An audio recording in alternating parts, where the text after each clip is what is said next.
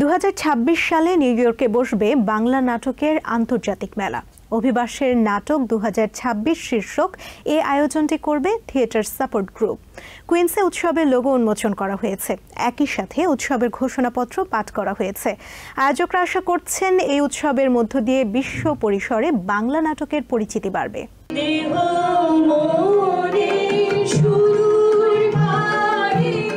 মূলত নাট্য উৎসবের লোগো উন্মোচন অনুষ্ঠান হলেও শনিবার কুইন্সের জুইস সেন্টার রূপ নেয় নাট্যকর্মীদের মিলন মেলায়। প্রবীণ নবীন নাট্যকর্মীদের মধ্যে যারা বর্তমানে আমেরিকায় বসবাস করছেন তাদের উপস্থিতিতে থিয়েটার সাপোর্ট গ্রুপের পক্ষ থেকে আনুষ্ঠানিকভাবে জানানো হয় 2026 সালের 9 থেকে 12 অক্টোবর নিউ ইয়র্কে আয়োজন করা হবে অভিবাসের নাটক শীর্ষক 4 দিনব্যাপী আন্তর্জাতিক নাট্য উৎসবের।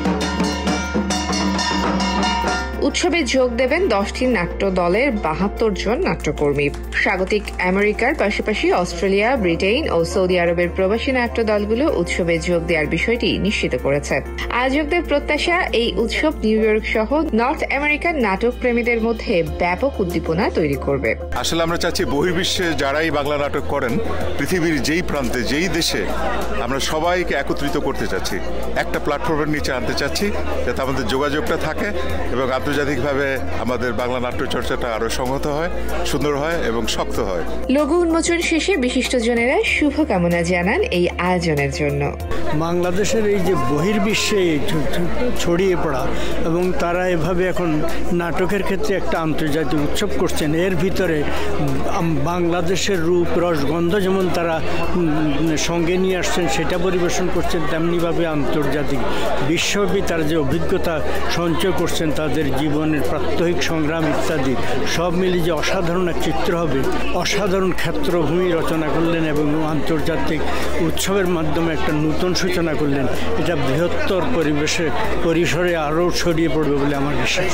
অনুষ্ঠানে যোগ দেয়া নাট্যকর্মীদের প্রত্যাশা, এই আয়োজনের মধ্য দিয়ে অভিবাসীদের মধ্যে মূলধারা বাংলা নাটকের বিকাশ হবে।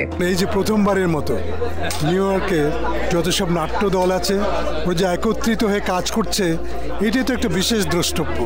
পৃথিবীর অনেক দেশ থেকে আমাদের বন্ধুরা, আমাদের নাট্যকর্মী যারা বিভিন্ন দেশে থাকে নাটক করে, এরা অংশ নেবে। তো এটার সূত্র ধরে বাংলা নাটক কিন্তু পৃথিবী পরিভ্রমণ করবে। এটা একটা আন্তর্জাতিক একটা নাট্যোৎসব হতে যাচ্ছে এবং নিউ ইয়র্কের মতো জায়গাতে, এটা তো একটা অকল্পনীয় বিষয় ছিল। এটা আমাদের জন্য স্বপ্নের মতো একটা ব্যাপার। এইরকম একটা বড় উৎসবের আয়োজন করা, সেটা পরিকল্পনা করা এবং সেটা বাস্তবায়নের পথে এগিয়ে যাওয়া অনেক শক্তির ব্যাপার। আমরা তাদের সাথে আছি।